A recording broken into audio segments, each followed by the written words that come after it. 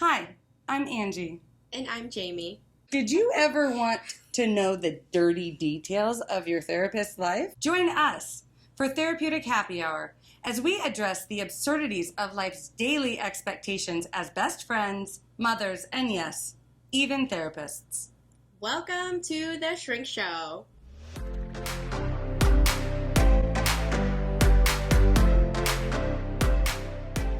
Okay, my name is Jamie. Nope. I give big hugs. Okay, tell me when you're ready. Take a drink. Just take a drink while I make some public service announcements to our listeners and viewers. If you have a Hotmail account and you logged in to be our subscriber, you have not gotten any newsletter. I'm just asking you to check your spam because if you want our newsletters, they're going to spam. So Unspam them. yeah, unspam them and then they'll come to your inbox. And then you will be delighted. Yes. Because it will be fantastic. It'll be the most fascinating read. You get 3 times a month because I'm not paying the extra money to send it 4 times a month. So I do have to say something. Until we're billionaires.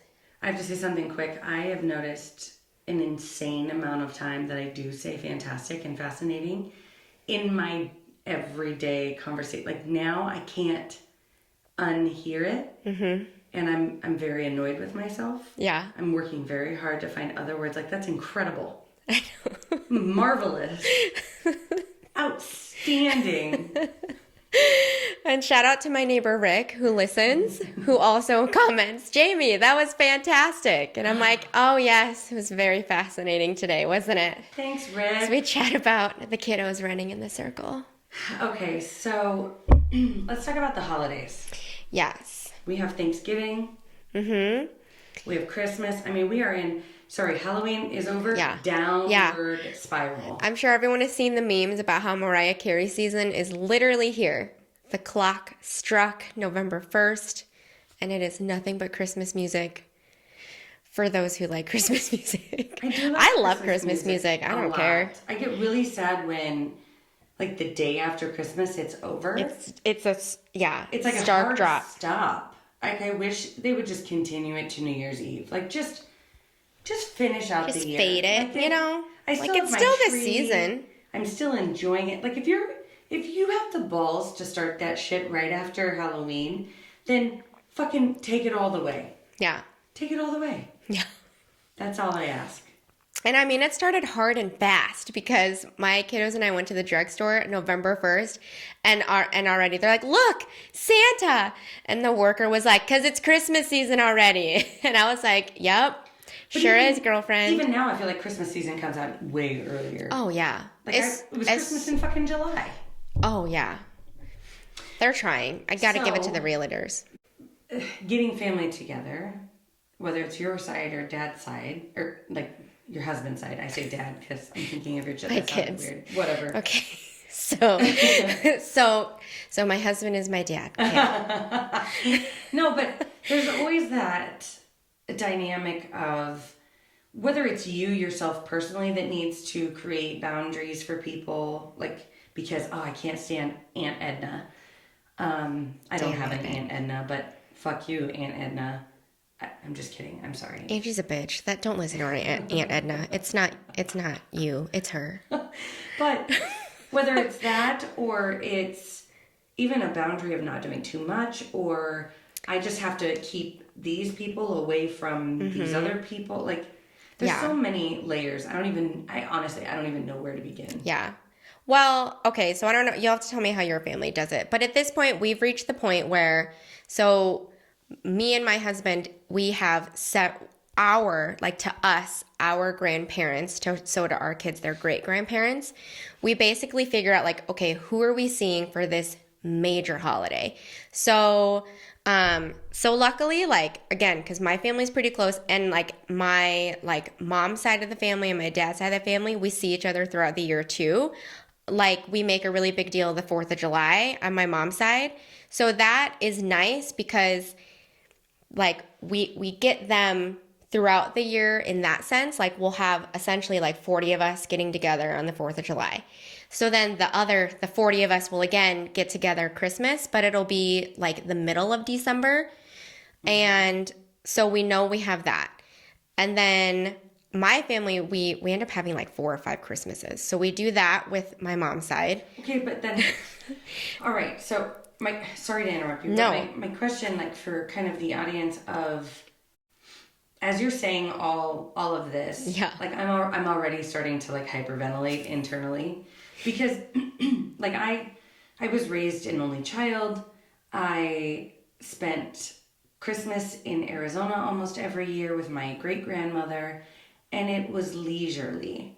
You know, Thanksgiving was one day, big family thing, and then not again. So I had, as like an empath, I had those times to recoup, where now being married to my husband, who is one of 10 boys and has, I don't know, 100 nieces and nephews. It's not that many, but it's an insane amount. Rounds out. And almost everybody lives around here. There is literally something over and over and over, like all the time. Like, do this, go here, join us for this. And then there's birthdays sprinkled in there. Like, holy shit. Oh, like, how do I create the boundaries of just like... Oh, so that's going throughout the year too. And we just pick and choose what we can make and what we can't. So, I mean, because like I said, the 4th of July thing, my husband's side doesn't do that. Fucking Jamie didn't come to third Christmas I know. this year. Well, and sometimes that's a thing. She's having an affair or something. You know, like there's always... No, she's not. But there's always some like... It's another episode. Insane drama that comes when you set boundaries. Yeah. There is a drama that comes with it that sometimes I don't want to deal with that drama. So sometimes I make decisions of things that I don't want to do because I don't want to deal with that. So how do you choose which holiday to go to now that you are essentially married into one of 10 siblings? Well... Because my husband and I, we just go to everything. But we also like that. Like, we don't mind. We like that. The hard part turns into we have to plan around my stepson being with us or not being with us. And then we have to plan around, again, if we're forced to choose, like Thanksgiving is one holiday, like it's one day, so we have no choice. So we just decide which grandparent do we want to spend this holiday with. Is it my husband's grandfather or is it which one of my grandmas? So that's what we do. We're like, okay, who haven't we seen recently? That's the one we're going to go to. So Joel's family, because there are 10 boys... his dad and mom started years ago, which I think is genius. Their Thanksgiving was always on Friday, watching the Husker game. Mm-hmm. Because there was no way they could coordinate on Thanksgiving and compete with spouses. Oh, yeah, the in-laws. Families. Yeah. And so that's what they did. This year, because Joel's dad passed away a year ago in September... we still had his house, so everybody still went over there for Thanksgiving and Christmas of last year. Mm-hmm. Well, now that's all changed. Yeah. So this year, we're hosting Thanksgiving at my house. On Thanksgiving or the day after? The day after. Yeah. But we're also having what we've created as our own family tradition of Thanksgiving with like my grandma and my mom. Oh, yeah. On Thanksgiving Day. Yeah. So you're having 2 parties this year. And I think we're like creating those boundaries, back to those boundaries. Okay, so if I am hosting, I'm just trying to like think ahead. I can only be on, quote unquote, like hostess mode and cleanup mode, especially Thanksgiving, for so long. Because you're the kitchen. Yeah, I get it. But I have that struggle in my mind of if you're the host, then you are entertaining. Yeah. So then this is what I do. So one of the boundaries we did in my family was we realized, sometimes we forget, but we realized my parents are older and maybe they're done hosting. Because my siblings and I realized, we were like, oh my God, we're the age that our parents were when their parents came to their house for Christmas. So like a few years ago, I asked my mom, I was like, Are you okay with us taking like Thanksgiving and Christmas? And she like was like, yes, 100% yes. And I was like, oh, we thought we were stepping on toes, but apparently we should have asked earlier. Sorry. Whoops. But so when we host, we have to figure out which house within my sibling set. And when I host, I think it reminds me of another episode where we talk about like work-life balance, where I consciously just say I am capable, like, and because I'm a planner, I can like, I'll just visualize like, okay, so I know I'm coming off of like 3 other Christmases. And so by the time Christmas Day rolls around, this is what I'm typically feeling. I go, this is what my house will likely look like. This is likely how the day will go based off of like knowing this needs to be prepped. Like what can I prep ahead of time? What needs to be done the day of? What do I have to do the night before? So like I'll kind of start like mapping it together in my mind. And then I'll be like, okay, as long as it gets that clean, that's good enough. And then I will also, and I don't know if Joel's family does this, but my siblings and I, like, we give everybody, like, you come with this food item or you come with this item. Yes. Like, So then the burden isn't on you for everything. And not only just for cost, but just doing it, you know? Like, I only have, like, so much kitchen and oven space. Mm-hmm. You know, there's only so much we can do. And just the cleanliness of it all, like, I just mentally accept, like, okay, this is what's going to be as clean as I can get it because my roommates don't keep it as clean as I would like them to. So then what would your advice be for that family member that comes in super judgmental because your house isn't as clean? You may not have this, but I'm just saying, what would your advice be for... I've had clients who have this, yeah. Right, you see it on like commercials where the ant... And they're like... look at the dust, I know, and I don't dust. I hate it. And so it's like, how do you set those boundaries? Because I think the hardest part, when I think about setting boundaries in my own life, it really... and tell me your thoughts with this, but it really feels like it is a...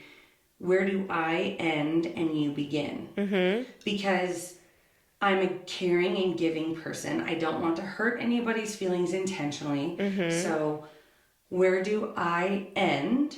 And then you get to just kind of be your neurotic self that wants to come in and judge my house. Yeah. Do I approach you and say, Aunt Edna, I don't like it when you come in and say this? Is she going to fly off the handle and be like, fuck you, I'm never coming back? Or do I just kind of laugh it off and be like, well, that's just Aunt Edna, I guess. Oh my gosh. Like, here let's see how many times she says, Angee. And again, this is all hypothetical. I do not have an Aunt Edna. And I do not have anybody in my life that does this. But if you do. like, how do you, I guess... So then how do you keep your boundaries? Looks so different, and it depends on who you're... And especially when you're dealing with family. Yes, because you could piss off Aunt Edna and all her kids. She calls everybody, and she calls your mom of the society, of the family, and then you're just like, what the hell did you say? You know? Yeah. Well, I think that comes down to just... You're right. You have to know what are my expectations and what are your expectations and where is that line? Because when you know that line, I can say, yeah, that isn't dusted. And because I mentally accepted that this is as clean as my house is going to be today, so I can live with that decision. And then I can sit here and listen to you saying you can't live with that decision. What I typically check in with is, okay, so did I go out of my way just to fuck her life over by having a dusty house? Yes. And obviously the answer is yes.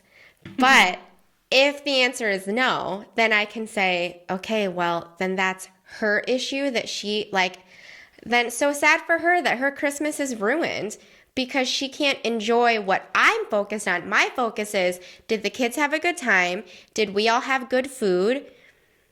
Like, because truly every holiday, that's all I'm worried about. I just want the good food. That's really all I'm going for. Did I have a decent amount of potatoes? And did I have a decent amount of bread? Did I have second Thanksgiving? Yeah.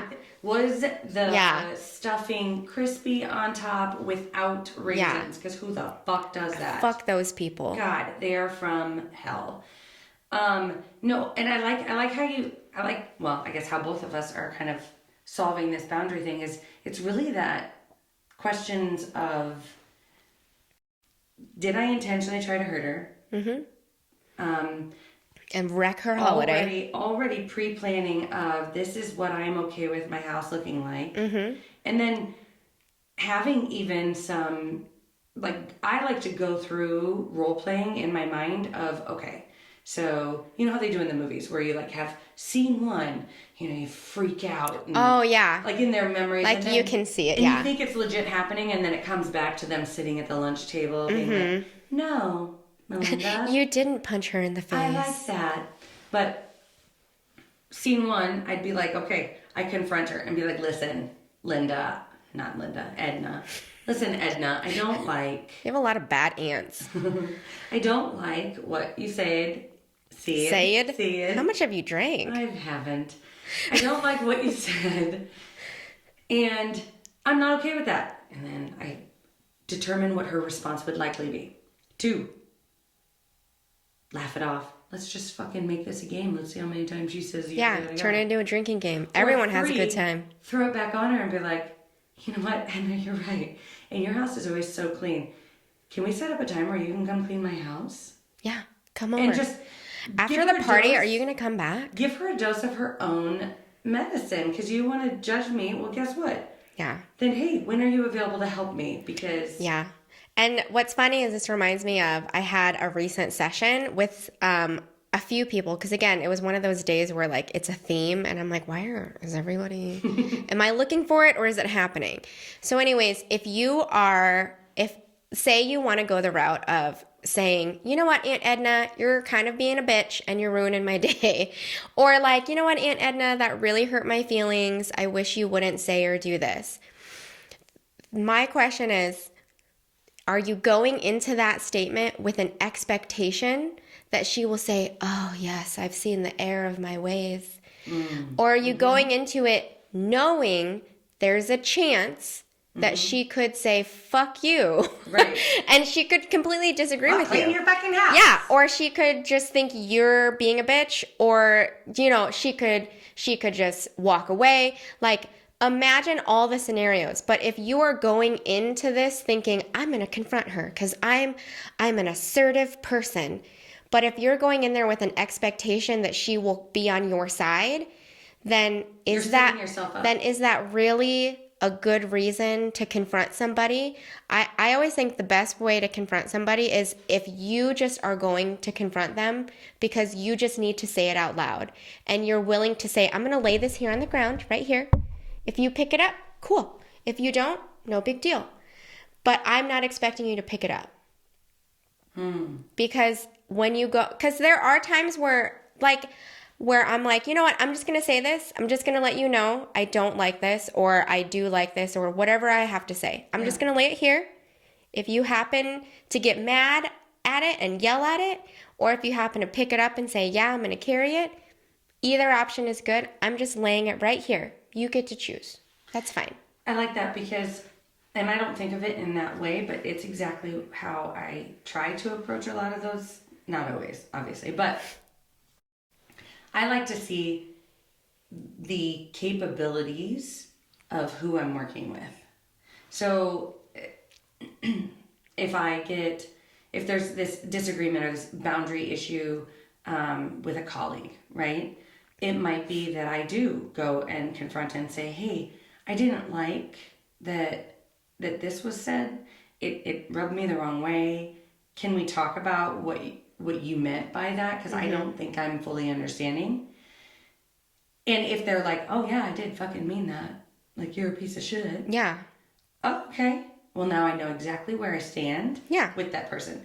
But I've given them an opportunity to at least clear their name and say, oh my goodness, not my intention at all. I am so sorry. Did not mean to hurt you. I was just trying to support you by jumping in and saying this and this and this because I knew you didn't know that answer, you know?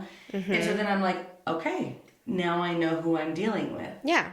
Then you just know how, like, where your expectations of that person should be. And yeah, that's a good point. Kind of back to what I always said about my mom of where's your bar? Mm-hmm. Where's your bar set? Yeah. Do I expect Aunt Edna to hold the right amount of space for me and acknowledge my feelings? Mm-hmm. Or is she just always going to kind of be a crotchety, judgy person because she just refuses to look internally and deal with whatever's bugging her? And I just see it as, you know, I'm not saying I'm right and you're right, or you're wrong and I'm wrong. It's we each see the same thing as how clean my house is differently.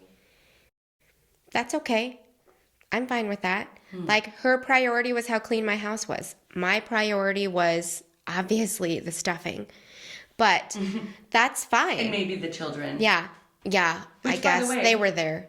And if your intention is to have the children having fun, your house is not going to be clean. No, my priority is, and I'd say that too. I know my stepson struggles with that because I'm sure at his mom's house it's different, because he's always like, oh, look at the mess that the little ones made. And I'll be like, that's great. That shows how much fun they had today. And and we have this repeated conversation, and he'll always be like, oh, I guess that's true. And I go, yeah, I mean, it's annoying. Like, I don't love picking up the same thing over and over again. But what would that mean if these toys sat in the toy box all the time? The fact that I have to pick it up at the end of the day means that we played today and we didn't watch TV, right? So what's the alternative? Yeah. It's not what I wanted for the day. Now, the other side of boundaries so maybe we don't have a crotchety Aunt Edna who judges my cleanliness, but things that my clients have talked about, because we've already started talking about the holiday stressors and dynamics that people are like mentally prepping for. So the big things would be, so you tell me if this comes up for you, is if there's family members who are there that you don't like, or that you don't typically get along with throughout the year because you don't always have a 4th of July function. And like you just don't want to see that person, and you know they're going to be there, or they might be there. Or even and just like you politics. Well, yeah. Or because, you held a grudge, or they've held a grudge. Yeah. But I've had a lot of clients talk about like, oh my gosh, these past couple of years, it's been a little turbulent. And if so-and-so brings up this election, blah, blah, blah. And so I'm like, okay, let's come up with a game plan. Mm-hmm. So do you deal with that at all? Because you have a lot of people in your family. I love that you said that and I just want to highlight it because I think so often when we say or do things that we don't mean, or we're in those situations where they get heated, it's because we were unprepared and we are reacting and we don't have a game plan. But if you're going to Thanksgiving and Christmas with the same folks that you have typically been around, you more often than not know exactly what to expect should this person show up. And even if you're not around them, even if you literally see them just on Thanksgiving or just on Christmas, you know why you see them just on Thanksgiving and just on Christmas. And so knowing like this person is never going to get up to help clean. So am I just going to sit in the kitchen and bitch to all of the other sister-in-laws and say, well, I don't understand why she just gets to fucking sit there on her phone and not fucking get up and clean. I mean, yeah, I can do that, but is that helpful to anyone or that my relationship with that person? Because honestly, maybe that person has never been told or wasn't raised in that kind of household. They just weren't raised to do that. So I think a great example is my grandma is a person where she starts cleaning up the dishes before you're even done eating your dinner. Whereas my mom is like, leave it. She will leave it till the next day. She's like, because her focus is, I want everyone to sit and enjoy each other's company. I'm not going to miss out on it either, so I'm not doing a dish. Whereas my grandma obviously likes to have a very clean and tidy house, and her focus is, well, there's a dirty dish right there that you're currently using. I better clean that. As she's taking it out of your hand and you're scooping that last bite of stuffing. Okay. I know, but Grandma, I'm going back for thirds.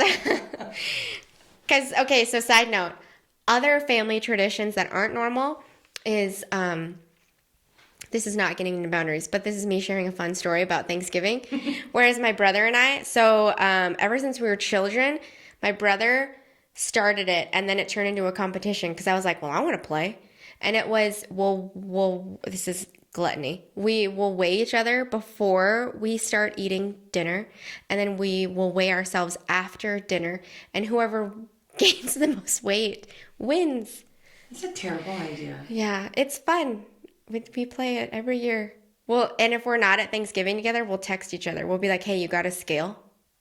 Shut up. As fucking grown-ups currently to this day. That is absurd. Yeah. I would never play that game. Well, YOLO, you know? I'll drink to that. So so if anyone else wants to play, you just let me know what that number is, and, you know. Well, okay, so then... Live your best life. When you think about But creating speaking boundaries, of people. Right, people. PP. People. When I think about creating boundaries, it really does kind of come back to the...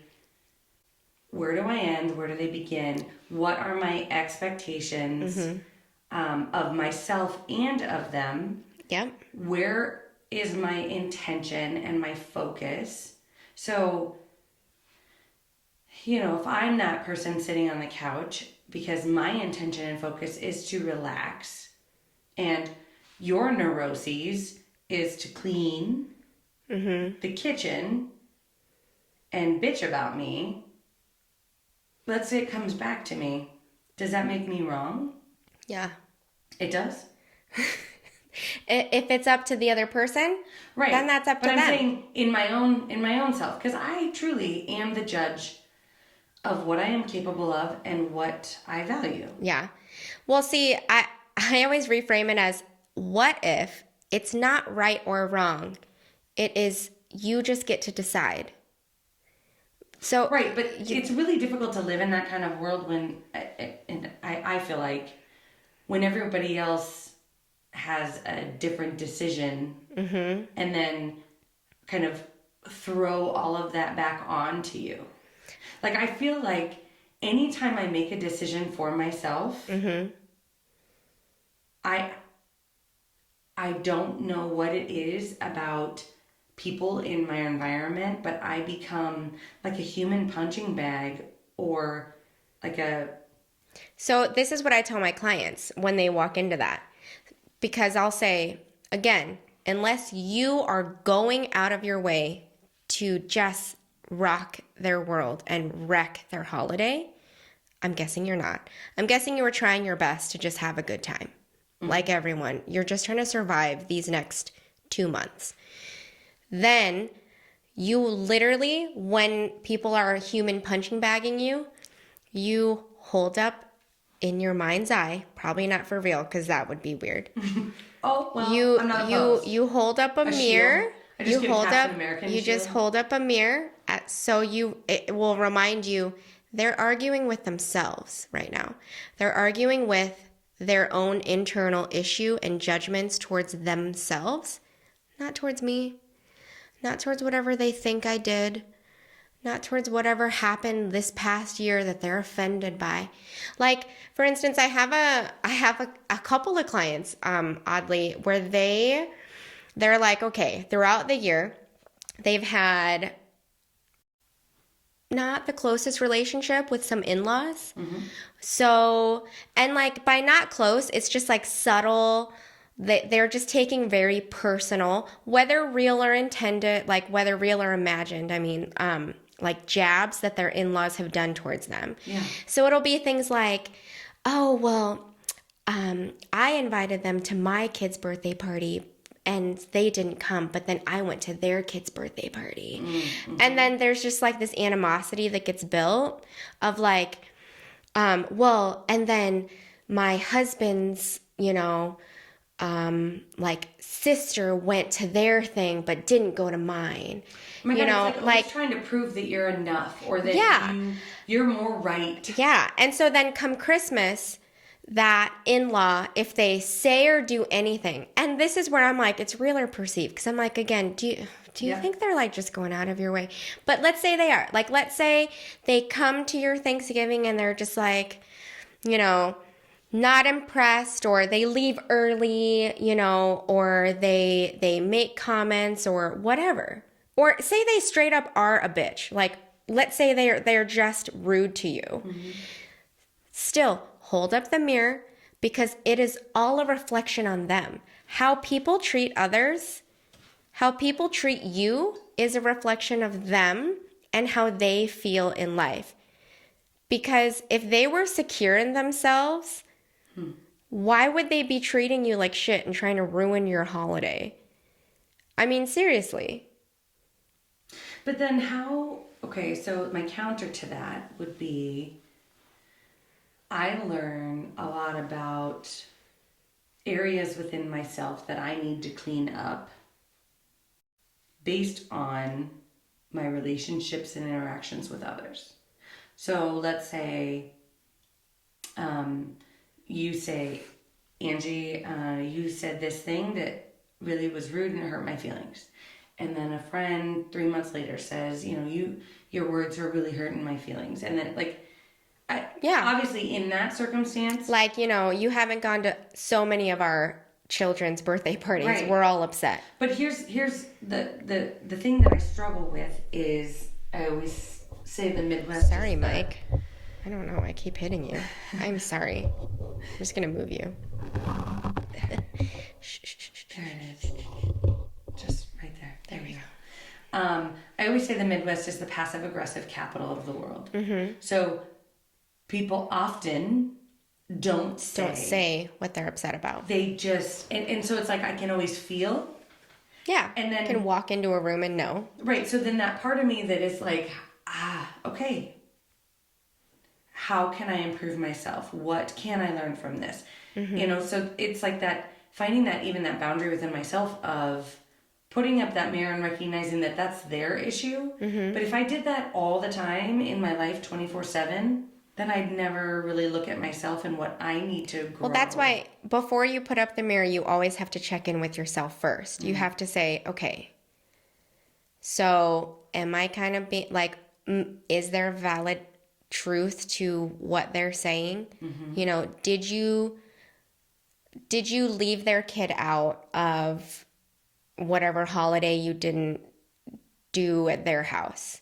Did you intentionally tell the other sister this, like with my client's example? Right. Like, really break it down and break down, right. Like, okay, well, yeah, we just don't get along. And it's like, okay. So then this is where it does get tricky with boundaries, because it's like boundaries mean you also get to decide what can you live with at the end of the day, because you're the one who's going to be living with your decision at the end of the day. Yeah. So are you going to ruminate about it and replay that over and over and over again? Because that means you're punishing yourself, right? That means you're not really enjoying your day. You're just stacking up on more things to punish yourself about. That person wronged you, or that person said that bitchy comment. Mm-hmm. And so again, I always stick with what can you live with at the end of the day. Now, yes, it's not going to match 100% what everybody's feedback is going to be. Mm-hmm. But I always go back to, there's never a right or a wrong unless you are purposefully causing harm to others or to yourself. Unless you are just doing the best that you can, yeah, and you're not intentionally hurting somebody on purpose or yourself on purpose, you're doing the best that you can. Now, that doesn't mean you can't a year later, say, wow, I was kind of a bitch last Christmas. I am sorry about that. Sorry, I have now learned more. Yeah, you're allowed to do that. But that also requires the folks around you to assume that you are doing the best you can with what you know. And I think a really good example of that would be people with a substance abuse problem, right? So let's say I'm an alcoholic and I go to Thanksgiving and Christmas and I always get belligerently drunk. Mm-hmm. And yes. I say all sorts of inappropriate things, and where I bring up all sorts of secrets, make a scene, mm-hmm. and they're just like, oh my God, I don't want her to come. So then I come the next year and I've been 2 months sober. I mean, I guess that what I would hope is that people would set the boundary of, I'm going to be cautious, but hope for the best because she has been sober. Yeah. And that's, I guess, on the flip side, that's how I would approach it. Like, I will be cautious. But I have also worked with clients where they're like, so-and-so didn't invite me to Thanksgiving because of what I did last Thanksgiving. And I'm like, again, that was your choice. So then how are you going to move forward? Yeah, that they're allowed to decide who is allowed to come into their house. And you're allowed to say sorry, yes, because you now see the depths of what you have done. But that doesn't mean that they have to. But that doesn't mean, again, just like you can't walk into, I'm going to confront you and tell you you hurt my feelings with the expectation that you're going to accept that you did wrong. That's not what happens. Right, so I just say because sorry you say sorry doesn't mean that I'm your best friend. Yeah, now you let me come to Thanksgiving. Right. And so then that even leads to physical boundaries. So I talk a lot about this again with my clients is, okay, so let's game plan. Let's walk through this. You're in the middle of Thanksgiving, and in one room, politics are like coming in hot, and in the next room, your drunk uncle's causing a scene, right? And in the next room, like the kids are loud, so like, you're kind of getting a headache. What do you do? And so I'm always like, okay, think about like, what are your default like symptoms of choice? Typically it's anxiety, obviously like the headache, you're getting stress headaches. Obviously you're overwhelmed, like overstimulated in the sense of there's a lot of things going on. Mm-hmm. You're probably emotionally getting heated by maybe escalated emotions by crazy drunk uncle or crazy political conversations. I think easy outlets are always going outside. Because you can be like, I'm just getting a fresh breath of fresh air. Like, I just need to get outside. Like, it's kind of loud. It's hard depending on where your weather is. So I'm like, go to the bathroom. Everyone has to give you distance, like physical distance in the bathroom. It can be quiet. You can just run the sink for a minute. You can stay in there as long as you want. Most people probably won't notice just because most holidays, there's other people there. So I'm always like, think about your go-to physical escapes. Yeah, because if you need to take a break, or your go-to people. My coworker, when she's stressed, always cleans. Yeah. So she would be the one that would be like, okay, I'm going to clean up the kitchen. Yeah. Because to her, that's a mindless task that gets her completing something that she feels satisfied with. Mm-hmm. So it gives her that sense of accomplishment. Yeah. And I'm like, if that's your thing, then find a corner where no one will bother you. Or go-to people makes perfect sense because there are times where, like, I'm engaged in I don't like small talk, but that is something that often happens at large holiday family functions, especially on my husband's side, because there are so many people there. And, like, I don't want to be that rude person that doesn't, sit around and say, so... How's your job? Yeah, how's the last 6 months treated you? Mm-hmm. But I also can't do that nonstop. Like for 8 straight hours. And so there are times where I will legit, like my husband will be engaged in a conversation I don't give a flying fuck about. I will go sit next to him or I will go stand next to him and just zone out while he's engaged in that conversation. Yeah. Because it looks like I am. So you're physically there, but you're mentally just playing show tunes. Right. Or my kids will have a meltdown and I'll be like, let's go in the other room. And we'll have a meltdown together and then we can play. And then we can... Yeah, sometimes your kids are an easy escape. I remember I did that. Like, if there's political talk, I'm like, oh, we're breastfeeding. I gotta go. Or, ooh, I think I smell poop. I know. Oh. Let's go change that. Or, oh my gosh. Yeah. Is that mommy? Yeah. But that's another one of those plan ahead. Plan ahead because, again, most likely, some of the people or some of the places that you're walking into. So okay, I could go to the upstairs bathroom, because no one will notice. Mm-hmm. Or I could go outside over here to that spot because it's not a big deal. Or I could go in the kids' room and just zone out with the kids for a minute. No one will notice. If you need that, there's nothing wrong with that. That's a physical boundary. And if that's going to get you like another hour at this family function because they haven't served dinner yet, whatever.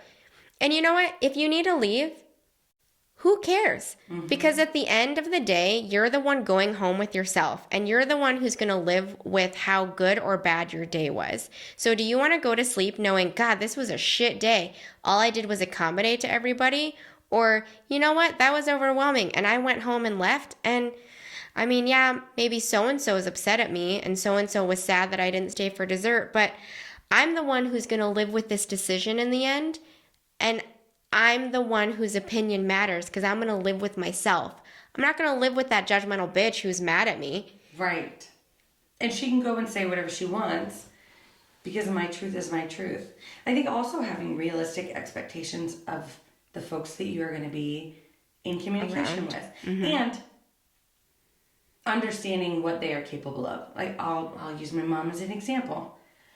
My mom can come over, but usually she wants to leave at the most inopportune time when we're still in the midst of cleaning up everything, or it's just finally like we're starting to settle down and can actually communicate, and she's like, well, I need to go, but we have to drive her because she doesn't drive. Right. And then we have to we always make clamshells for her to take back of food. And so it's like, but I know this about her.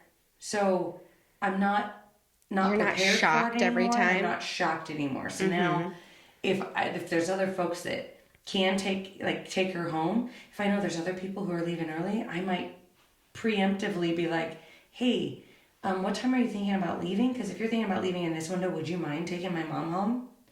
Solves the problem. Yeah. And so that I don't have to sit there and be pissed that these two people just want to leave. I can just be like, oh, cool, take my mom. Yeah. And it saves me time. Exactly. Like, I guess just kind of knowing the game. Yeah. The rules of the game. So I'm like, play the game. You already know the rules. Quit playing defense. Yeah, good Play point. the game. That's what I tell my clients a lot too. I'm like, you already know the game. Like, you're telling me everything they've done the past however many Christmases, the past 3 Thanksgivings. Why are you shocked? Because they Play expect the game. more. Because they expect more. But again, you're walking in there with expectations. Whose expectations are those? And not everyone plays by your rules. just by eliminating those expectations, it does not mean that you are not worth what you expected in the first place.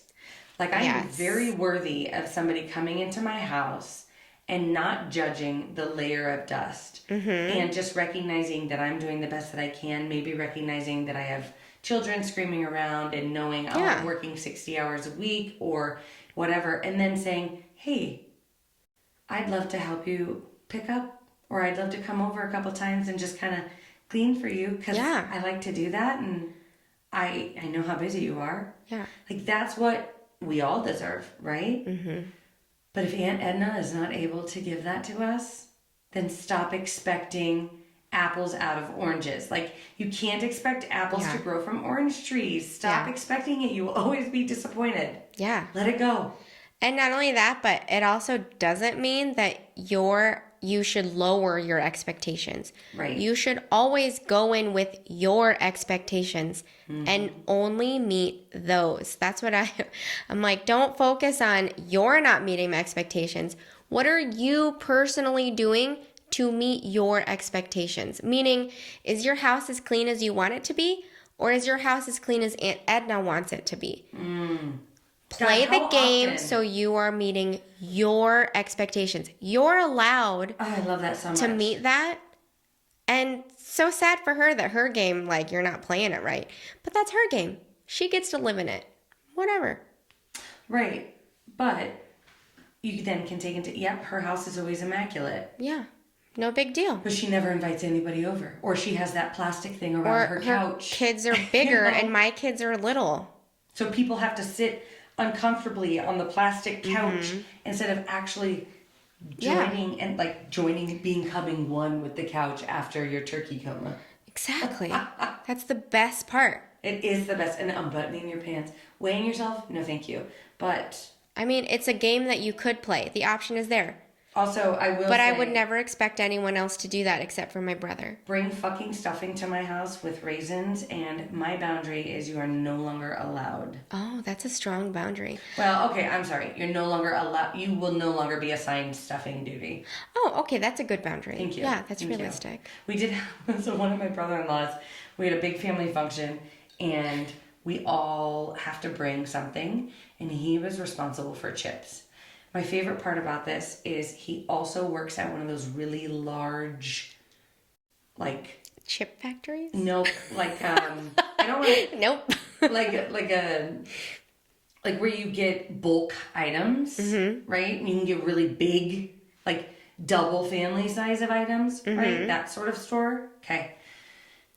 Rolled up with two like small $2 bags of chips from like a regular grocery store for like legit 59 like people. 75 people. Like, so we learned, oh, okay, we just need to keep chips in our trunk, or we don't assign him chips. Right. Because the children were like, why are there? Well, We always joke, we're like, we never assign the meat to my sister because she's a vegetarian. oh yeah, And she's hosting, so this year she's hosting Christmas Eve, and she goes, well, someone has to bring the meat. And we're like, yes, because she won't know what to do or how to do any of that. Also, can I say ham is my favorite? I like ham and turkey for both. Right. I'm not one or another. No, you give me options. I want ham and turkey for Thanksgiving. Oh, yeah, I want ham and turkey for Christmas. Oh, okay. I want both. Why not? Or, you know what? Actually, I am okay with just ham for Christmas. Ham. I prefer ham. Who are you whispering to? I don't know. Not the turkey. Dumb bitch. Anyway, boundaries are hard. But I think in a nutshell, what we decided was, are you okay with your decision at the end of the day? Mm-hmm. And then play the game according to your rules, not other people's. And state your intentions to yourself ahead of time. Like, game plan. Have your intentional responses ready. Have your conversations with other folks, preparing them for what may or may not occur ready. Yeah. Like, really just kind of figuring out 3 steps ahead with the game of chess. Yeah. And not just waiting. And no, these are your outs. Physical outs, whether temporary or permanent. People outs, again, like, who do you say, hey, if I need something, I'm going to come to you? Or you I'm going to say this or code word. You'll drive me home, whatever it is. Like, there's one of Joel's cousins, I love it, they have a code word. Yeah. And actually it became so, like, everyone learned their code word, but if one of them walked up to the other, I can't fucking remember what it was. And she said it to me a gazillion times, but let's say it's like typewriter. They had already had an agreement. The kids could say it, they could say it. If anyone in the household dropped the word, it was, okay, pack up, time to go. Whether I want to stay or not, time to go. Yeah, but someone in my party needs to get out of here, no big deal. For whatever reason, I might trust that they have a reason, let's go. Yeah. And I love that. Like, that is a healthy boundary. And that ensures, like, you walk into a place where, again, if you don't see these people but this time of year, it makes you feel safe. Because, again, safety is always key. You need to feel safe. You're the one who's going to go to bed that night determining if it was a good or bad day. Might as well make the most of it. Well, and sometimes, make it a good fucking day. Sometimes the boundaries can just be, even though I have a free place to stay out of town at this person's house, I'm going to lose my mind. So I'd rather just lose a few dollars staying at a hotel. Honestly, and that's okay. Like, my husband refuses, and I try to, like, convince it, but he does not like to stay at people's homes because he likes to be able to have his routine. He wants a TV. He wants somewhere to exercise. He doesn't want to have to, like, that makes so much sense. Free continental breakfast, you know. Oh my God, continental breakfast is the fucking best. I always steal extra fruit and yogurt. Yeah. I mean, you have to. And, like, the like, things of cereal. I'm like, oh yeah, I hoard that. Whether I have kids with me or get not, my money's worth. Oh, my kids. And you say it out loud in case someone's like, oh yeah, they're in the hotel room. Yeah, Beckett's gonna be real hungry for 7 bananas and 3 pounds of yogurt and cereal. Hurry, run back to the room. Come back for seconds. Or I'll be like, I'll just grab 2 boxes on my way to I'll shove them in my purse, and then I'll be like, oh, I'm still hungry. I'm so glad someone else does it. It's like Ross from Friends.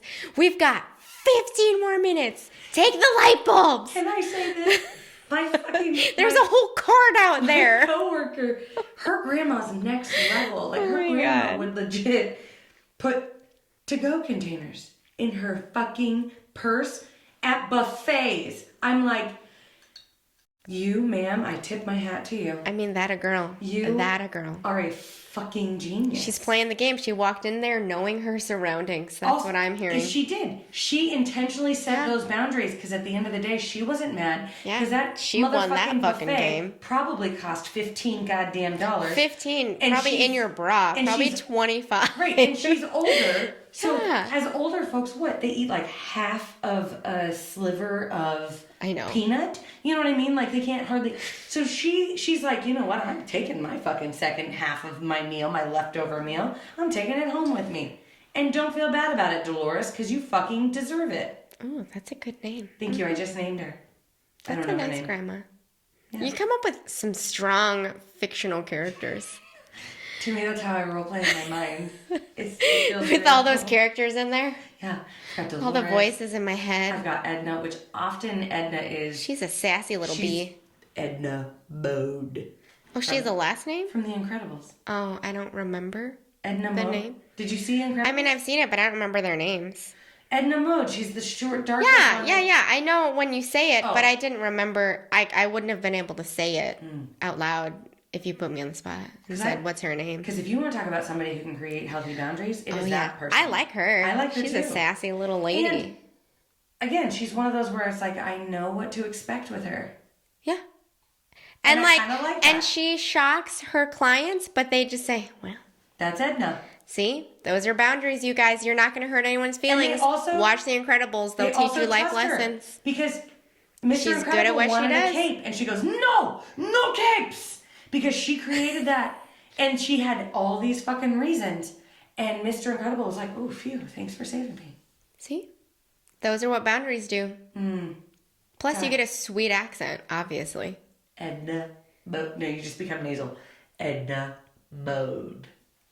I think I need to rewatch that because I feel like she was nasal. I don't remember any of those things. Okay, so my mug, sharp turn. I feel like and we're done. Also, my mug says, you're my person.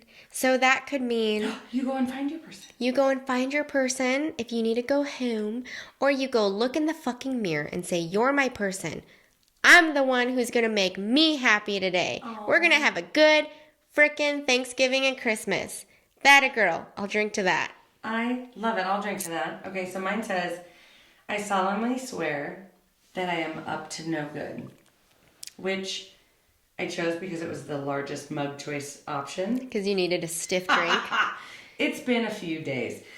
But secondly, as it applies to this, I think recognizing that you are the only one you have to make happy at the end of the day. So it is okay if you become a little mischievous or a little like, you know what, I just don't feel like people pleasing today because, damn it, I want to please myself. Or I am just extra tired, so fuck it. I'm not going to get up and work my ass off to clean the kitchen because if I don't, somebody else is going to. Mm-hmm. And that is okay. You can go ahead and be up to no good. Yeah, girl. I'll drink to that. I'll drink to that. Good luck on boundaries. Bye. If you think we're cool, or even if you don't, please like or subscribe so you'll stay up to date on all things The Shrink Show. Feel free to follow us on Instagram, Twitter, or Facebook at The Shrink Show. You can also visit our website at theshrinkshowpodcast.com to check out some of our merch, submit your episode topic requests, tell us a funny story, or even donate money or gin to the cause. Thank you for choosing to spend a portion of your life with us. And remember, don't take yourself too seriously. Life is all a giant shrink show. A Huda Media Production. Side effects of listening to this podcast may include side aches or snorting from laughter, impromptu jazz hands, nodding in agreement even though you might be listening alone, an occasional, "You said it, girl," and mild cases of existential dread. This podcast is strictly for entertainment and informative purposes only, and is not intended or implied to diagnose, treat, or otherwise substitute for professional mental health, medical, legal, or other advice. Thank you.